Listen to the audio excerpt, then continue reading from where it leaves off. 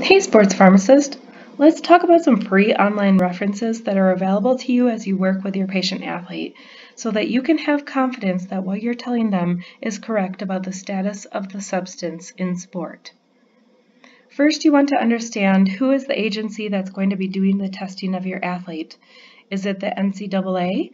Are they a professional athlete, which will have different prohibited list than an athlete that is going to be tested by the U.S. Anti-Doping Agency that uses the World Anti-Doping Agency prohibited list. So here in this example today, we're going to be looking at the prohibited list of the World Anti-Doping Agency.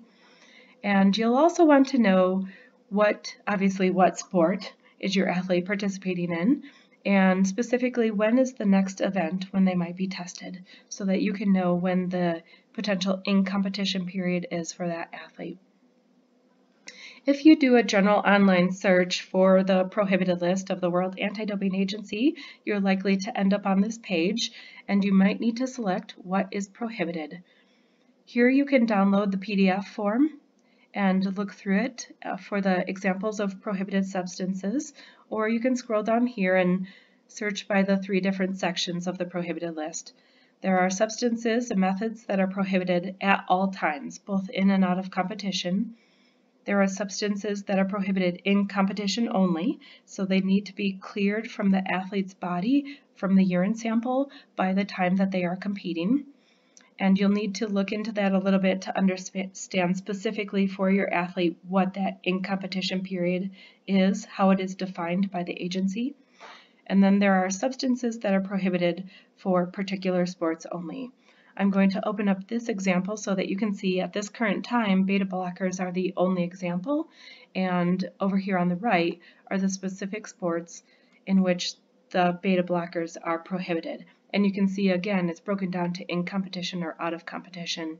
So be sure to ask your athlete specifically what sport they are competing in. Now keep in mind, when you search the prohibited list, it does not have all examples. So there are many potential prohibited prescription products or over-the-counter products that are prohibited but not listed as examples on this prohibited list. Obviously, the prohibited list is a worldwide collection of examples, and so be aware that there are some substances that have different international names, and we use a different generic name in the United States. So I would recommend, as a pharmacist, that you go to the Global Drug Reference online, and this is a system that is updated frequently. You can see it's a collection of different countries that update this and work on this database together. And you'll want to select the United States to begin your search. Select your user type as a pharmacist. And please be specific with the sport that you choose. Let's just randomly select skateboarding that we landed on it, but please be specific with the sport that you select so it matches your athletes. And here, let's do a search for just metoprolol. And you can see it's going to try to give you some selections here. Be very specific about the route and when you do the selection for your athlete, because route can make a difference for the result that you get as well. I'm going to select just the general metoprolol example. You're doing the search for your athletes, so please read through this with the athletes so that they understand the terms and conditions of this website. You're not going to find any dietary supplements listed on this website unless they're specifically prohibited. So do not use this as a search for dietary supplements because, as you know, as a pharmacist, they're not regulated. These search results are going to be mainly prescription products and over-the-counter products, and then any substances that are prohibited. So on our metoprolol result here, you'll see that it gives us the several examples of what's available on the United States market. It's unlikely that you'll have this in the outpatient setting, but let's, for example, choose the injectable. And you can see now that for skateboarding specifically, it is not prohibited both in competition and out of competition, and that does not make a difference for the route, but notice here the asterisk that if it were diluted into more than 100 mils and given less frequently than every 12 hours, that it would be prohibited for that volume.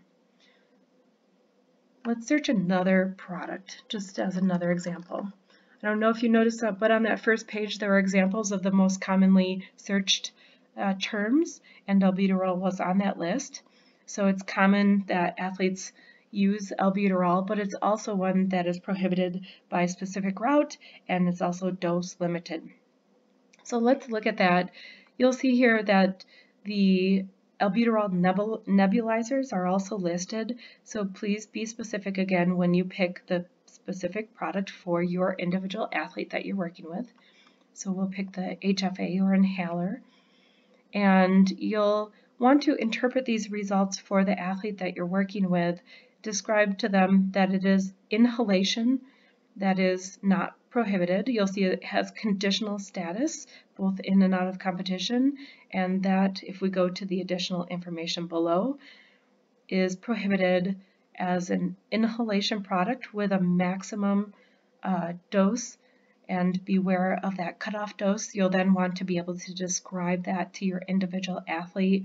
I would break it down into the number of puffs that they're allowed to use during that time period, and most of the time that's going to be within your prescribed dosing of a typical albuterol inhaler. But oftentimes an athlete, obviously they're not medication experts, so you'll want to explain to them how to appropriately use their inhaler so that they don't go over this amount.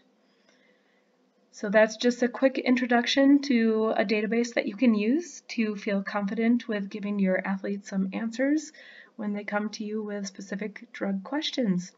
Good luck, and leave comments below.